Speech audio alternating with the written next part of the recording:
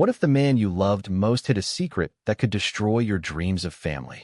What if becoming a father meant facing the prejudices you thought you'd escaped? What if the moment your child entered the world revealed a truth that changed everything forever? Sebastian Caldwell stared out the floor-to-ceiling windows of his Manhattan penthouse, the city lights blurring into streaks of gold and silver below. At 38, he had built a tech empire worth billions, yet the one thing he craved most remained out of reach: a family of his own. Not the polished boardroom version, but something real, messy, and permanent. He turned when the door clicked open. Gabriel Rivera stepped inside, shaking rain from his dark blonde hair, paint still smudged on his jeans from the studio downtown. At 28, Gabriel carried the kind of quiet beauty that made strangers pause, but tonight his green eyes held only exhaustion. "Long day?" Sebastian asked, voice softer than the markets ever heard. Gabriel nodded, dropping his bag. "The gallery owner wants 3 more pieces by next month. Says my work is too emotional for the market." He laughed without humor. Like emotion is a flaw. They had been together 2 years in secret. Sebastian's conservative Texas family would never accept a gay son, let alone one raising a child with another man. Yet here they were, standing at the edge of the biggest decision of their lives. Sebastian poured 2 glasses of whiskey and handed one over. "I found her. The surrogate. Her name's Emily. She's healthy, 32, already has 2 kids of her own. No strings." Gabriel took the glass, but didn't drink. "You really want to do this? Bring a child into our world? The hiding, the stares, the headlines if anyone finds out." His voice cracked. "I'm not sure I'm ready to be someone's dad when half the country still thinks we're broken." Sebastian pulled him close, foreheads touching. "I'm tired of waiting for the world to catch up. This baby will be ours. Mine biologically, yours in every way that matters. We'll figure the rest out." But even as he said it, doubt flickered behind his eyes. The contract was signed that week in a sleek lawyer's office overlooking Central Park. Emily seemed kind, professional, and utterly detached, exactly what they needed. Or so Sebastian told himself. 3 months later, they flew to California for the first ultrasound. Gabriel sat rigid in the waiting room, fingers twisting the hem of his hoodie. When the technician called them back, Sebastian took his hand openly for the first time in public. The screen lit up with a tiny heartbeat. Gabriel's breath caught. "That's ours." Sebastian smiled, but inside something tightened. He had spent years building walls. Now one small life threatened to tear them down. Back in New York, the arguments began quietly. Gabriel wanted to tell his own mother in Queens. Sebastian refused. "Not yet. The board is already whispering about my personal life." Gabriel's eyes flashed hurt. "So our child stays a secret too?" The weeks blurred into doctor visits, hormone shots for Emily, and late-night talks where Gabriel confessed his fear of never being seen as a real father. Sebastian listened, held him, promised everything would be different once the baby arrived. But promises felt fragile against the weight of years spent hiding who he was. By month 6, they had moved Emily into a comfortable apartment in Brooklyn paid for by Sebastian's trust. She texted ultrasound pictures daily, always professional, never personal. Gabriel painted in his studio every night, canvases filled with swirling blues and soft yellows, the colors of hope and uncertainty.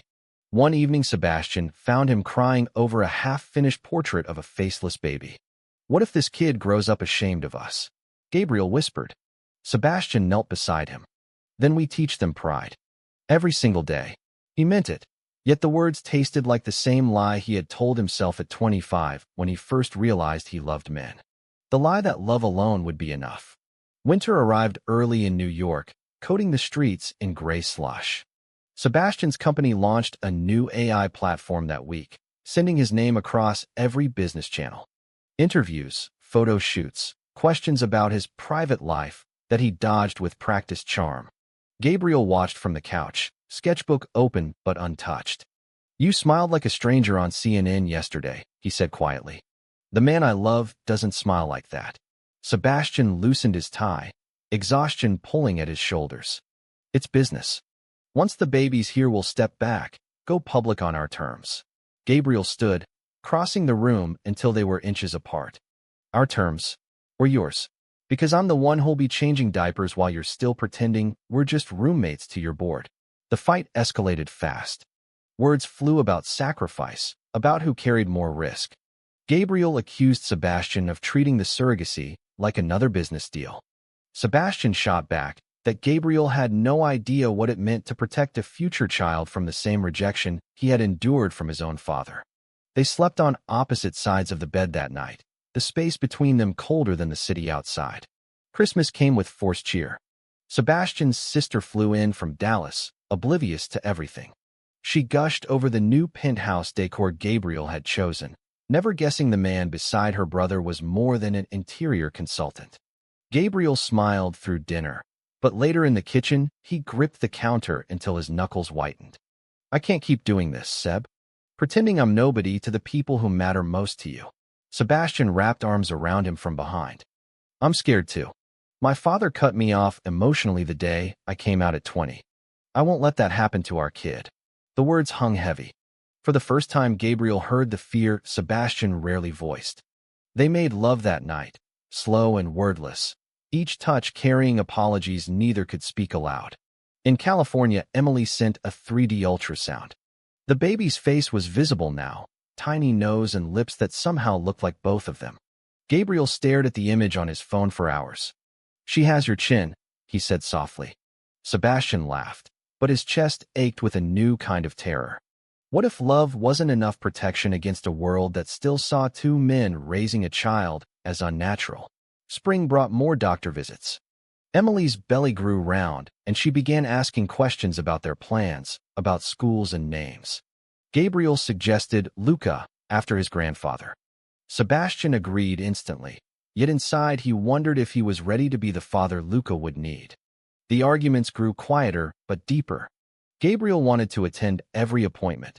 Sebastian worried about photos leaking. One picture and the tabloids will tear us apart, he warned. Gabriel's reply cut sharp.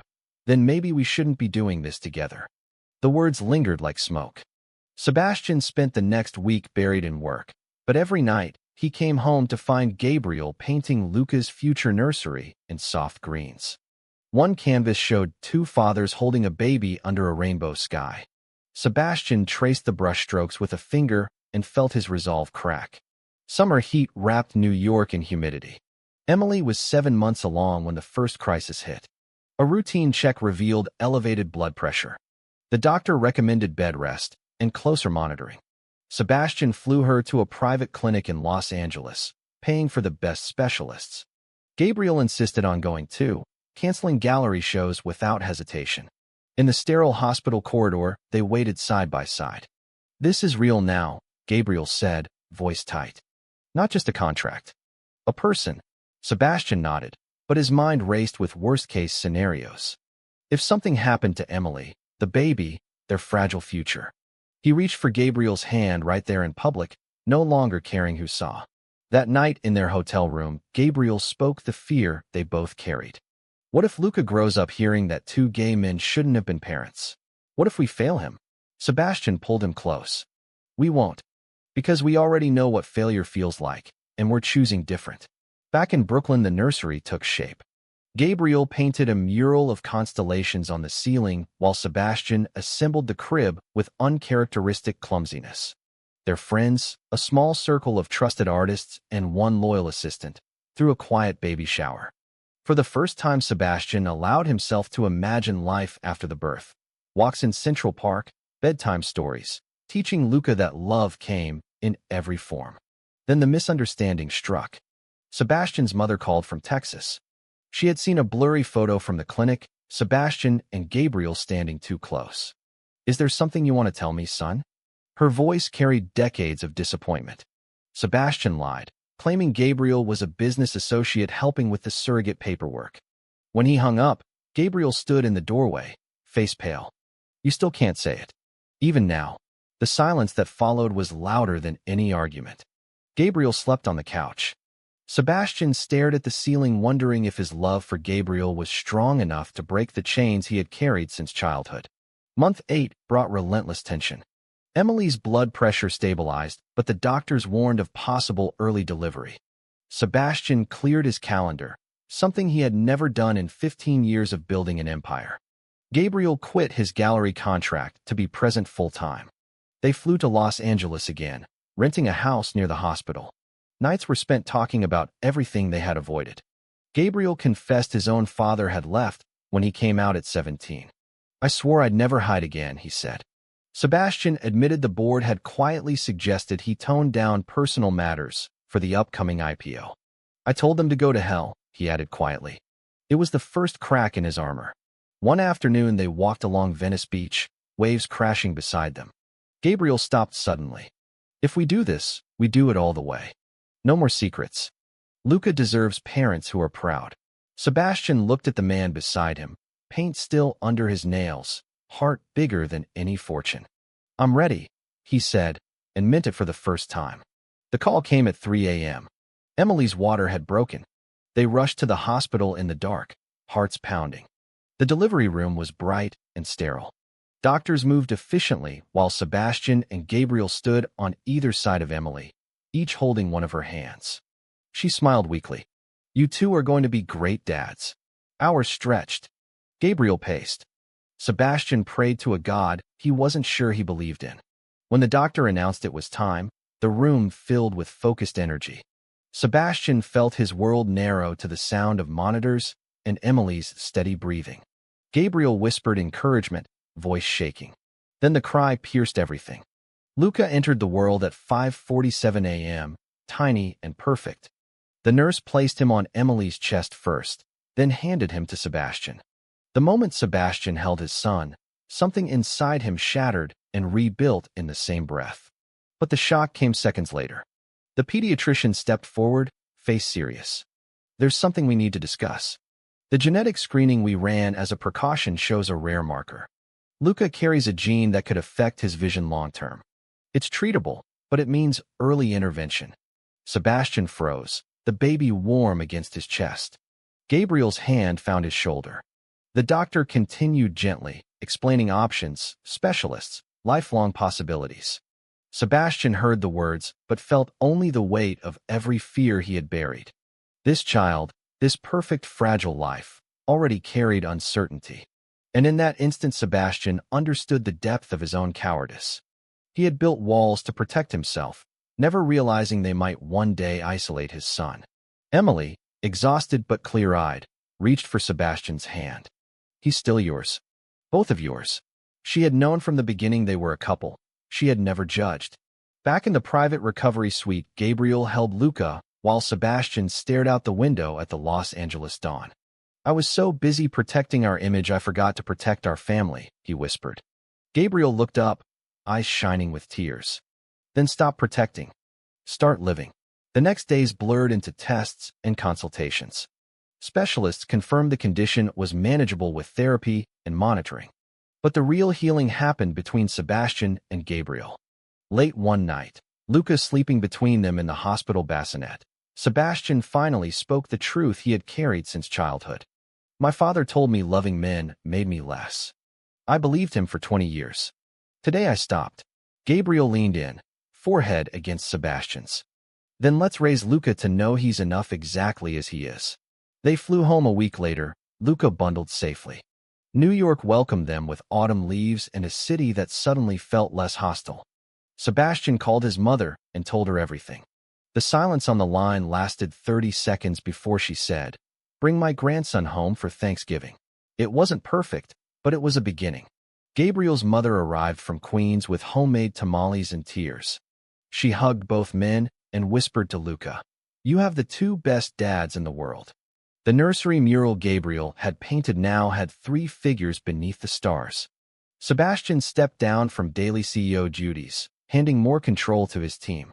He spent mornings feeding Luca and evenings walking the Brooklyn streets with Gabriel, hand in hand for anyone to see. The tabloids ran one blurry photo from the hospital. Instead of hiding, Sebastian issued a single statement. "My partner Gabriel and I are proud parents to our son Luca. Love is love, and family is what we make it." The response was mixed, but the support from unexpected places, other gay fathers, young employees, even some board members, surprised them both. Months passed. Luca's vision therapy began, and the little boy responded beautifully. Sebastian watched Gabriel paint with Luca on his lap, tiny fingers smearing colors across paper, and felt a peace he had never known. The man who once measured life in billions now measured it in first smiles and midnight feedings. One evening on their terrace, Sebastian turned to Gabriel. "Thank you for not letting me hide anymore." Gabriel smiled, the same smile that had first stolen Sebastian's heart. "Thank you for finally choosing us."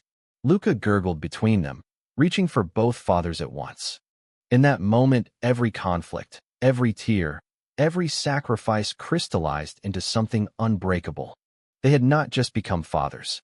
They had become the men they were always meant to be. Personal reflection. This story reminds us that true family is forged not by blood or perfection, but by courage and honesty. Sebastian and Gabriel teach that hiding who we are costs more than any fortune, while embracing love despite fear creates the strongest bonds. The lesson is simple yet profound. When we stop protecting ourselves from the world and start protecting our loved ones with openness, we discover the family we were always capable of building. No matter the obstacles, love, when chosen fully, reshapes everything.